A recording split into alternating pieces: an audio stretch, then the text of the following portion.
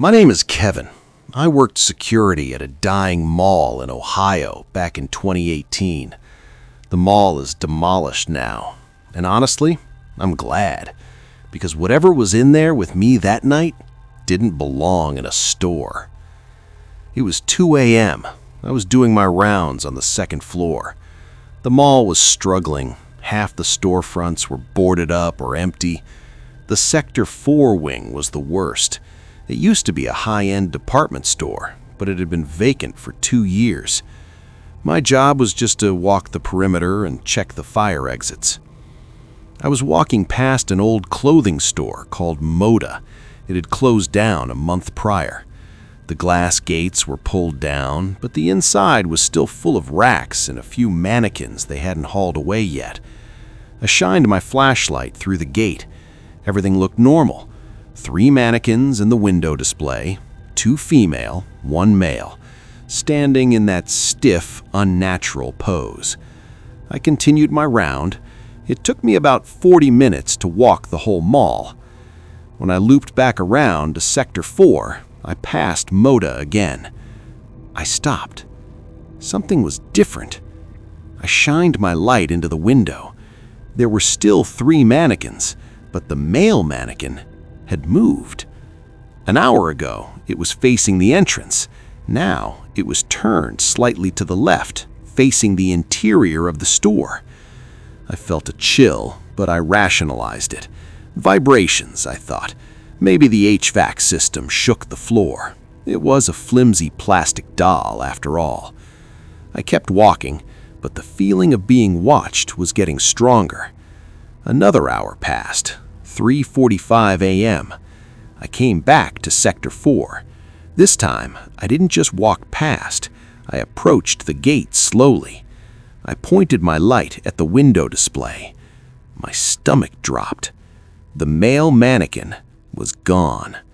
The 2 female mannequins were there, but the spot where the male had been standing was empty. I grabbed my radio. "Control, this is Kevin. I think we have an intruder in the old Moda store. Someone moved the display." Static. No answer. The concrete walls in Sector 4 blocked the signal. I had to check. I pulled out my master key ring. I slid the gate up just enough to duck under. "Security!" I yelled. "Come out now!" The echo of my voice bounced off the empty walls. "Security! Security! Security!" I walked into the dark store. It smelled like dust and old carpet. I swept my flashlight left and right. Shadows danced behind the clothing racks. I saw a figure standing in the back corner near the changing rooms. It was the mannequin. It was standing facing the wall, just staring at the drywall. "Okay, very funny," I muttered, assuming it was a prank by the morning shift guys. I walked over to it to drag it back to the window. I reached out and grabbed its shoulder. It wasn't hard plastic. It was soft. It was wearing a suit jacket, but underneath the fabric, the shoulder felt fleshy and warm. I recoiled, shining my light directly on the back of its head. It wasn't a mannequin head. It was a human head, shaved, bald, and painted with thick, glossy white paint. The figure slowly turned around. Its face was painted completely white to match the plastic dolls. Black circles were painted around its eyes. It kept its eyes wide open, unblinking, trying to mimic the frozen stare of a plastic shell. It wasn't a mannequin. It was a man. He didn't speak. He didn't scream. He just tilted his head to the side, mechanically, like a broken toy. Then he lunged. He swung a rusted pipe at me. I ducked, and the pipe smashed into a mirror behind me. Crash! I didn't try to fight him. I turned and ran. I scrambled under the security gate, scraping my back on the metal.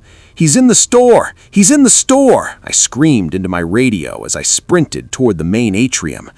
I heard the metal gate rattle behind me. He was sliding underneath. I ran all the way to the security office and locked myself in. I watched the cameras. On the grainy black and white monitor for Sector 4, I saw him. He wasn't running away. He He was walking down the main concourse of the mall. He wasn't walking like a person. He was doing a stiff-legged, jerky walk, mimicking a robot. He walked right up to the camera lens. He stared into it with those painted black eyes. Then he smeared his white painted hand across the lens, blacking out the feed. The police arrived 10 minutes later with canine units. They searched the entire mall. They found the Moda store trashed. They found the paint cans in the back room. But they didn't find the man. They did, however, find a little nest he had built in the crawl space above the changing rooms. He had a sleeping bag and a notebook. The notebook was filled with drawings of the mannequins, and drawings of me. He had been studying my patrol route. He knew exactly when I passed the window. He was moving the mannequins to see if I would notice. He was playing a game with me. To this day, I can't walk into a clothing store. When I see a mannequin, I have to look at its hands. I have to check for veins, because I know that sometimes, if you stare at them long enough, they might just blink.